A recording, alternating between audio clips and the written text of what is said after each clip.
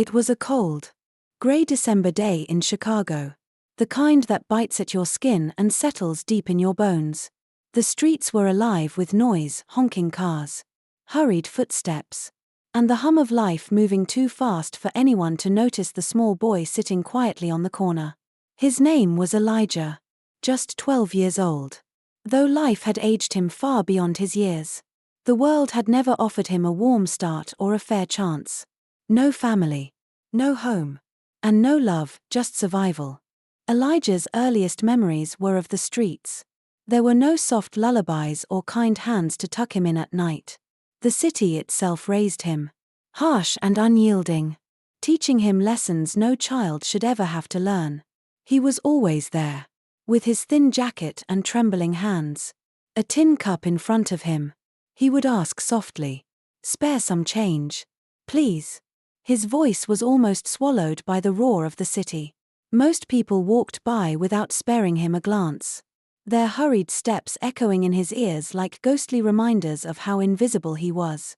Once, a man in a long black coat tossed a coin into his cup. It missed and rolled onto the pavement.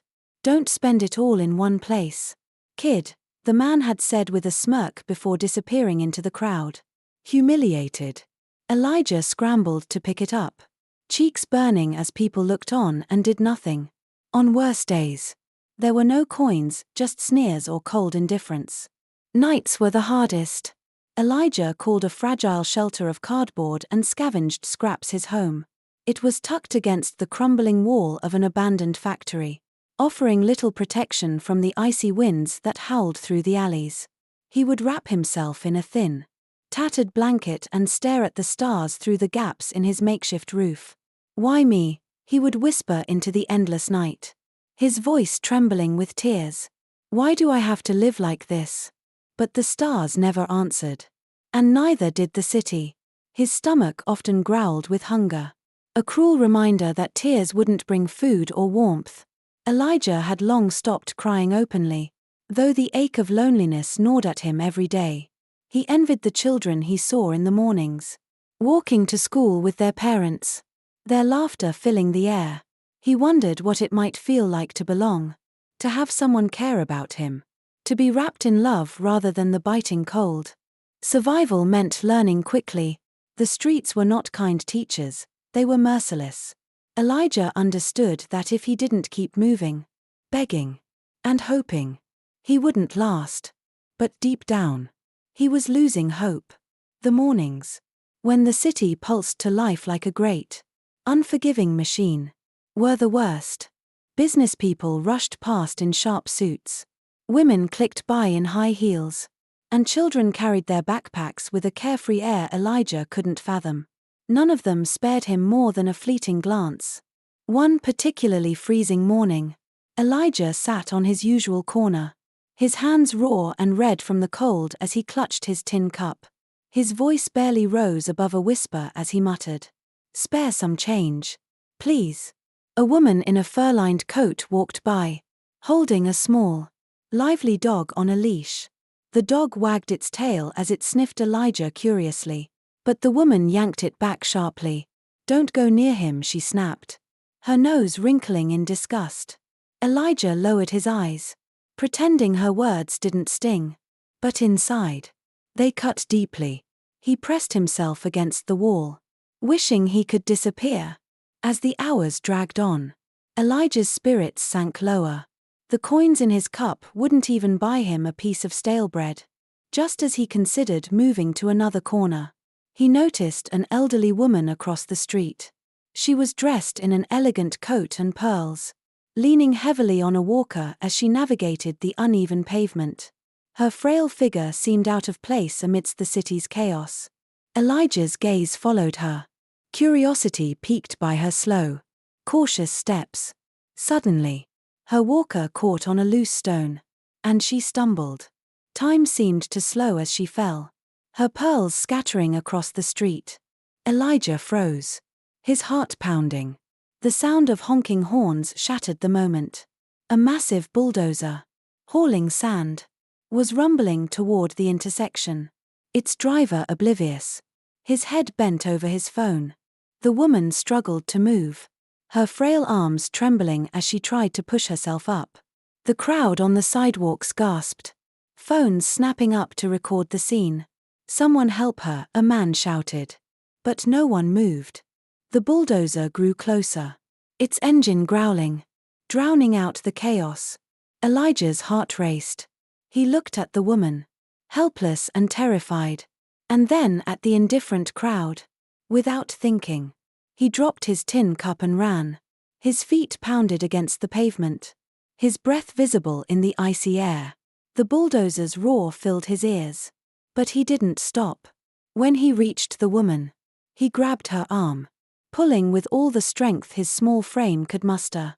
Her body felt impossibly light yet resistant, frozen by fear. "You're going to be okay," he muttered breathlessly, though he wasn't sure she could hear him. With a final desperate tug, he dragged her out of the bulldozer's path just as it screeched to a halt, its massive wheels stopping mere inches from where they had been. The world exhaled all at once. The crowd erupted in cheers, clapping and shouting as Elijah helped the woman to her feet. She clung to him, her hands trembling. You saved my life," she whispered, her voice shaky but full of gratitude. Elijah didn't know what to say. His heart was still racing, and his legs felt like jelly. "It's okay," he said quietly, brushing dirt off his worn-out pants. "I just didn't want anything bad to happen to you." The woman looked at him closely, her eyes softening. "What's your name, young man?" "Elijah," he replied, unsure why she was asking. "Elijah," she repeated, her voice warm and steady. "I'll never forget this." The next morning, Elijah sat by the fragile shelter he called home, clutching the few extra coins he'd earned from the crowd that had cheered the previous day. He replayed the events over and over in his mind, the blaring of the bulldozer, the terrified woman, the applause. It all felt like a dream, yet the ache in his legs and the dirt on his clothes reminded him it had been very real. For the first time in as long as he could remember, people had looked at him differently. They hadn't sneered or ignored him. Some had even smiled. But as the hours passed, that fleeting pride began to fade, replaced by the cold reality of his life. The coins in his pocket would buy him a little food, but not enough to last. The wind cut through the gaps in his shelter, chilling him to his core. His stomach growled, and he hugged himself tighter, trying to make the hollow ache go away. Just as he was about to drift into another cycle of hopeless thoughts, the low hum of an engine pulled him back to the present. Elijah glanced up, startled, as a sleek black Tesla rolled into the alley. The car was completely out of place against the backdrop of crumbling brick walls and scattered trash. Its polished surface gleamed in the faint sunlight. And when the door opened, Elijah's breath caught. It was the woman he had saved. Though she looked different now. Her frailty seemed to have lessened, her movements steadier. She no longer leaned on a walker but instead carried a sleek black cane.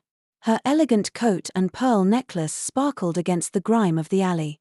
Her sharp eyes scanned the space until they landed on Elijah. "There you are," she said warmly, stepping toward him. Elijah scrambled to his feet, suddenly aware of how dirty he looked. He wiped his hands on his tattered pants and stammered, "What are you doing here?" The woman smiled, holding up a large basket. "I came to thank you properly," she said, her voice kind. She handed him the basket, and Elijah's hands trembled as he accepted it. Inside, he saw fresh bread, fruit, bottled water, and even a small chocolate bar. Neatly folded clothes were tucked into one corner, and on top sat a sturdy pair of shoes. "For me?" Elijah asked, his voice barely above a whisper. "For you," she replied firmly. "You saved my life, Elijah. The least I can do is make sure you're taken care of." Elijah didn't know how to respond.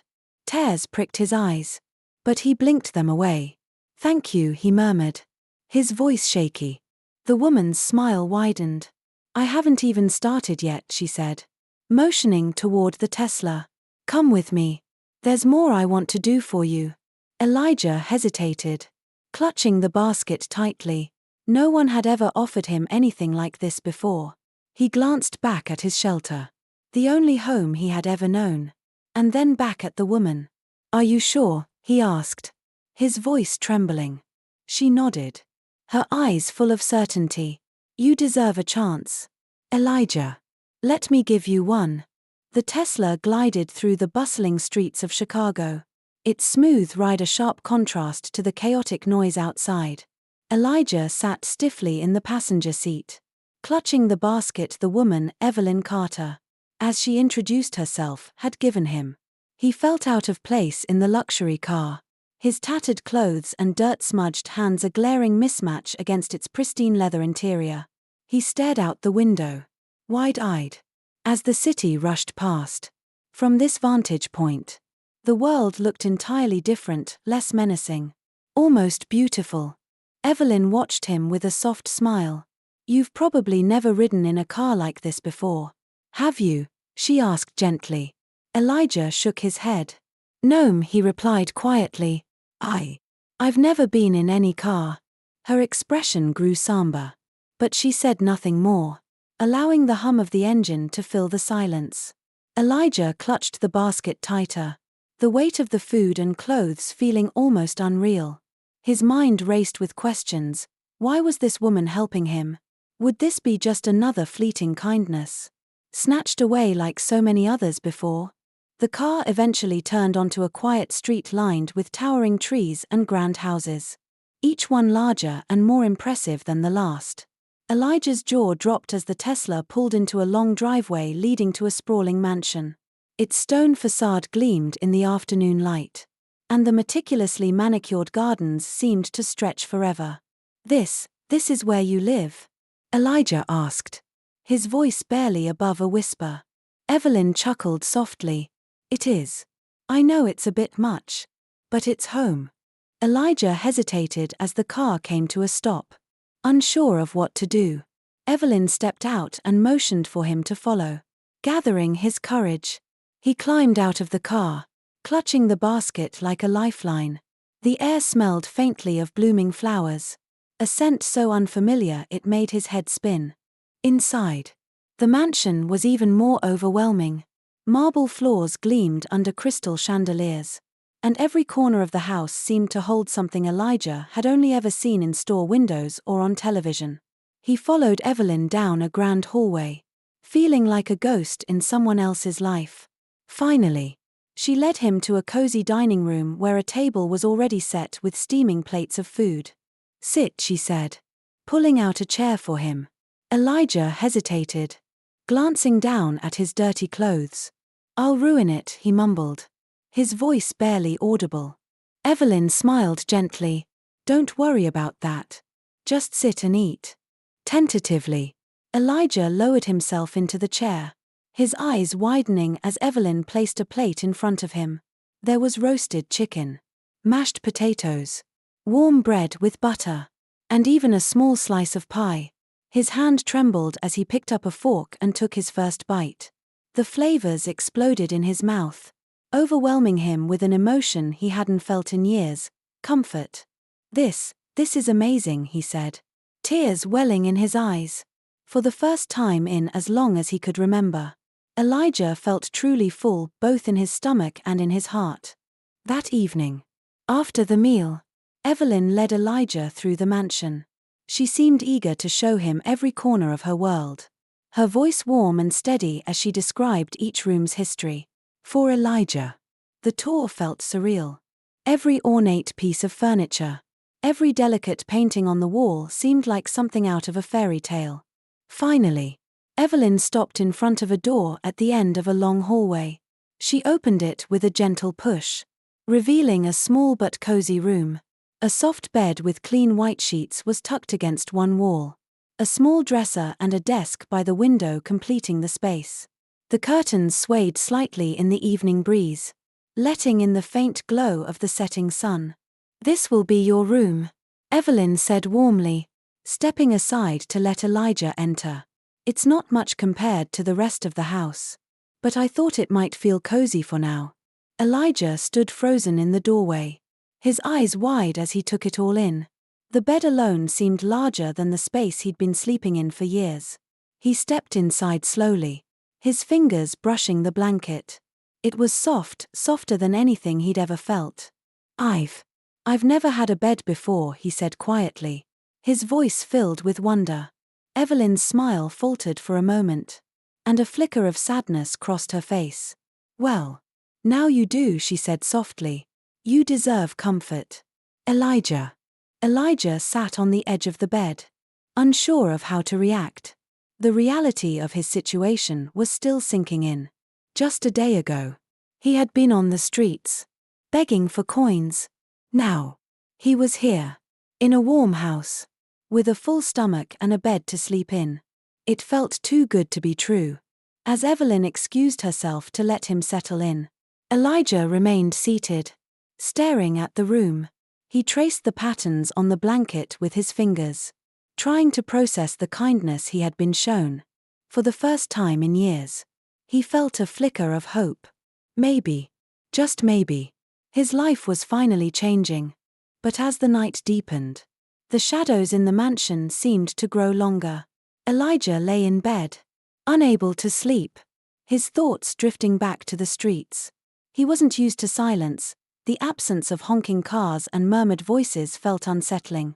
The warmth of the room was almost too much, like he didn't deserve it. He thought about Evelyn and the way she had looked at him. Not with pity, but with genuine care. It was a look he hadn't seen in anyone's eyes for as long as he could remember. A small, tentative smile crept onto his face as he pulled the blanket up to his chin. For the first time in years, Elijah fell asleep on a soft bed, the faint scent of fresh linen surrounding him. As he drifted off, he dared to believe that this was the beginning of something new, something better. But deep down, a part of him couldn't quite shake the fear that it might all be taken away. The next morning, Elijah woke to the soft glow of sunlight streaming through the window. For a moment, he didn't move, afraid that if he opened his eyes, the warmth and comfort of the bed might vanish, and he'd find himself back on the cold pavement of the streets. Slowly, he sat up, the events of the previous day coming back to him like a dream he wasn't ready to leave. He looked around the room, his gaze landing on the neatly folded clothes Evelyn had left for him on the dresser. A quiet knock at the door broke his thoughts. "Good morning, Elijah," came Evelyn's warm voice. "Come downstairs when you're ready. Breakfast is waiting." Elijah quickly got dressed, marveling at the feel of the clean fabric against his skin. The clothes weren't new, but they fit him perfectly, and for once, he didn't feel ashamed of how he looked. As he made his way downstairs, the aroma of freshly brewed coffee and sizzling bacon filled the air. The dining room was bathed in soft morning light, and Evelyn sat at the table, smiling as he entered. "Did you sleep well?" she asked, pouring him a glass of orange juice. "Yes. Elijah replied, his voice still shy. "Thank you." "Good," she said, her smile widening. "You have a big day ahead." Elijah paused mid-bite of toast. "A big day?" he asked hesitantly. Evelyn nodded. "I've enrolled you in a private school nearby. It's small, but the teachers are kind, and the students are bright. I think you'll fit in wonderfully." Elijah's heart sank. School. The word felt foreign, like it belonged to a life he couldn't imagine being a part of. He thought of the kids he'd seen from his corner on the streets, walking in groups with backpacks slung over their shoulders. They'd laughed, talked, and ignored him like he didn't exist. He couldn't picture himself among them, let alone in a classroom. "I don't know if I can," he said quietly, looking down at his plate. Evelyn reached across the table, her hand covering his. "You can, Elijah. You're smart. And you're brave. I've seen that with my own eyes. Give it a chance. For me." Her words stayed with him as he stepped out of the car later that morning, standing in front of the tall iron gates of the school. His new uniform felt stiff and strange, the polished shoes rubbing uncomfortably against his heels. The laughter and chatter of students filled the air, but none of it felt welcoming. As he walked through the halls, he caught whispers and stares. He could feel their eyes on him, studying him, questioning his presence. Some sneered, while others avoided looking at him altogether. At lunch, he sat alone, picking at his food as the noise around him felt deafening. It was loneliness he knew too well, but it stung more here, where he had hoped to finally belong. That evening, Evelyn noticed his silence. "How was school?" she asked gently. Elijah hesitated, forcing a small smile. "It was fine," he said, though deep down, he wasn't sure if it would ever be. Over the next few days, Elijah tried to adjust to the new rhythm of school life, but the feeling of being an outsider never left him. He would walk the bright, bustling halls with his head down, hoping to avoid the whispers and stares that followed him everywhere. The teachers were kind, but the other students were not. Some ignored him entirely, while others took the opportunity to make him feel small. "Hey, new kid," a boy called out one afternoon in the cafeteria. Elijah looked up hesitantly, his tray clutched tightly in his hands. The boy was tall with sandy blonde hair and a smug grin. "You're the charity case, right? The one that old lady brought in?" Elijah felt his cheeks flush, and his grip on the tray tightened. He said nothing, hoping the boy would lose interest. But he didn't. "Must be nice," the boy continued, his voice loud enough for everyone nearby to hear. "Getting everything for free. New clothes. A fancy school. What's it like? Living off someone else's kindness?" Laughter erupted around him, and Elijah felt the sting of their words cut deeper than he'd expected. He wanted to shout back, to defend himself, but the weight of shame and years of rejection held him silent. Instead, he turned and left the cafeteria, leaving his untouched tray behind. The laughter followed him out, echoing in his ears long after he'd found a quiet corner to sit in. That evening, Evelyn noticed his unusual quietness at dinner. She watched him push his food around his plate, his gaze distant. "Elijah," she said softly, "how was school today?" "It was fine," he replied quickly, without looking up. But Evelyn wasn't convinced. She reached across the table, her hand resting gently on his. "You can talk to me. You know, if something's bothering you, I want to help." Elijah finally met her gaze.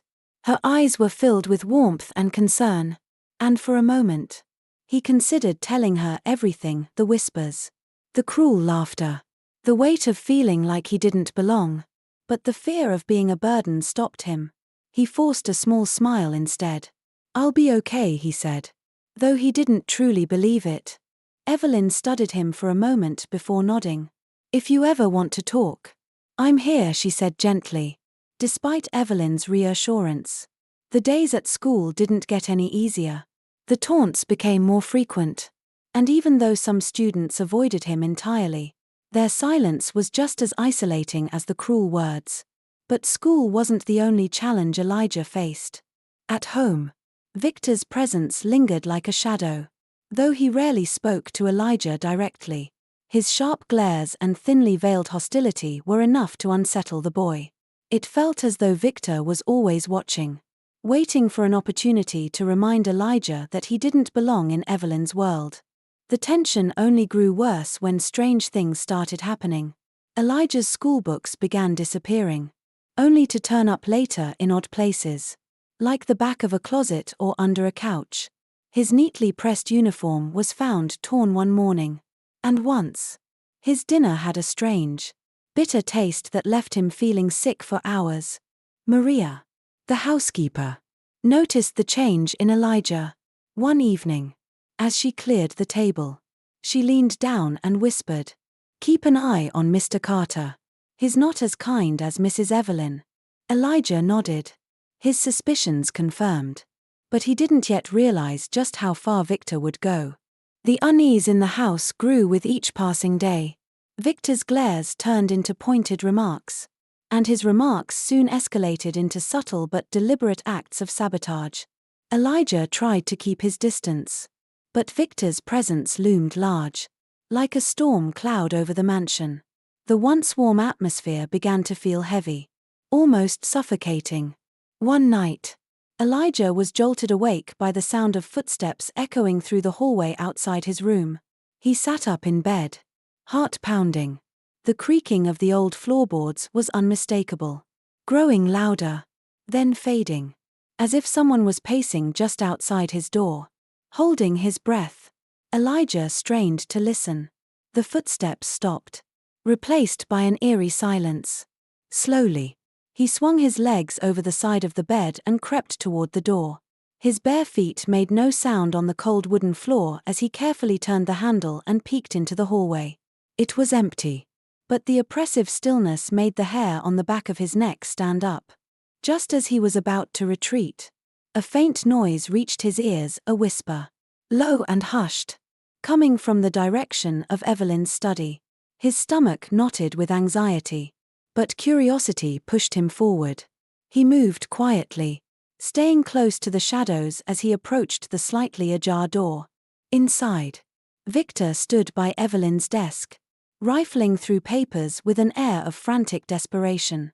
A glass of amber liquid sat beside him, half empty, and the light from the desk lamp cast harsh shadows across his sharp features. Elijah stayed hidden, his heart racing as he watched Victor mutter to himself. "Stupid old woman," Victor hissed under his breath, "giving everything to some stray. She has no idea what she's doing." Elijah's chest tightened, a mix of fear and anger bubbling inside him. He'd suspected Victor resented him, but hearing the venom in his voice was something else entirely. Victor slammed a drawer shut with enough force to rattle the desk, then froze. His head snapped toward the door, his eyes narrowing. "Who's there?" he barked. Elijah ducked back into the shadows, his pulse pounding in his ears. He held his breath, praying Victor wouldn't come any closer. After a moment, the heavy sound of Victor's footsteps receded down the hall. Only when the house fell silent again did Elijah dare to move. He slipped back to his room, his mind racing. What had Victor been looking for? What did he mean about Evelyn's plans? The questions swirled in his head, keeping him awake long after he crawled back under the blanket. The next morning, Elijah confided in Maria. He told her about Victor's late-night search in the study and the cruel words he'd overheard.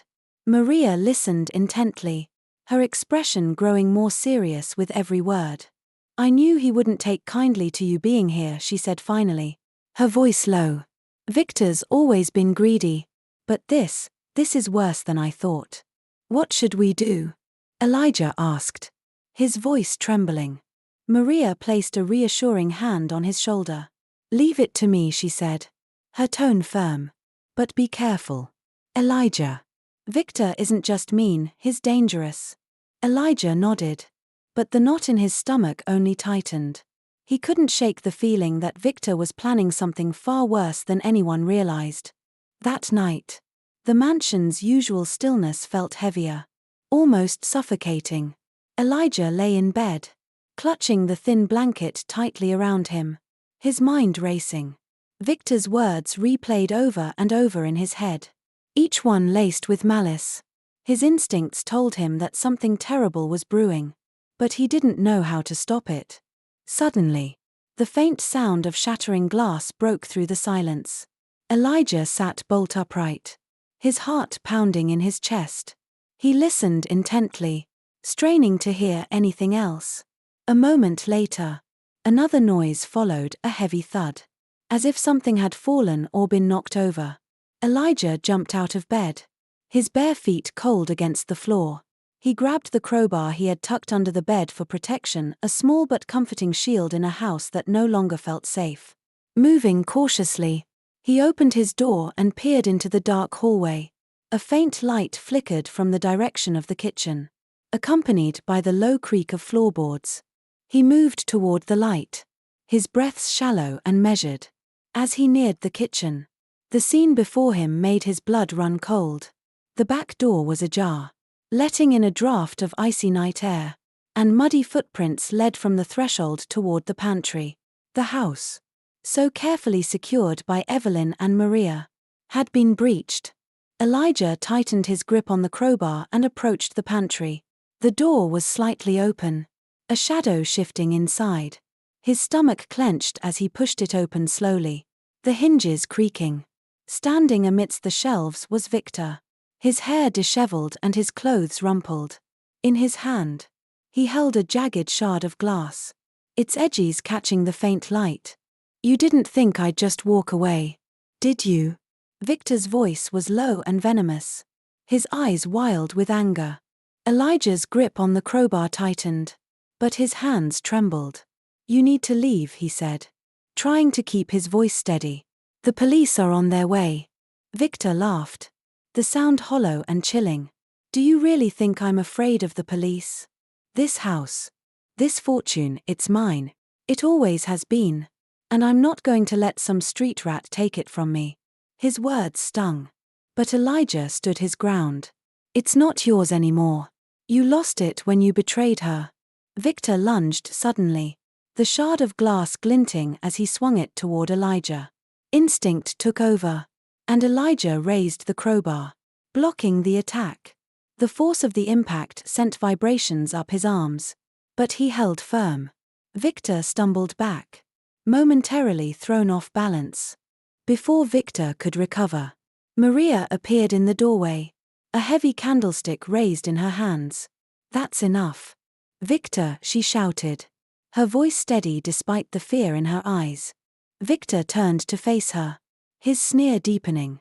"You think you can stop me?" he spat, his voice dripping with disdain.